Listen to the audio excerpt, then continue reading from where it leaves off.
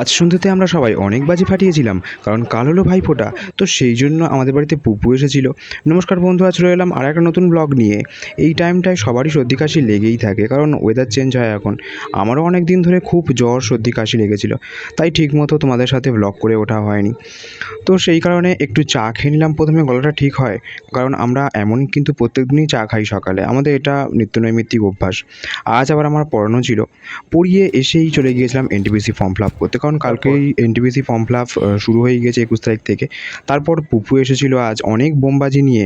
আসলে আমরা প্রত্যেক বছর ভাইফোঁটার দিন এগুলো ফাটাই, অনেক মজা হয়। আসলে পরিবারের সবার সাথে একসাথে বোম বাজি ফাটানো, একসাথে খাওয়া দাওয়া, এগুলোর মধ্যে একটা আলাদা রকমের বোঝেকে মজা রয়েছে। সন্ধেবেলা আজ আমরা একটু চপ দিয়ে মুড়িও খেয়েছিলাম। আর একসাথে মজা করার ব্যাপারটাই তো এক রকমের আলাদা রকম ব্যাপার।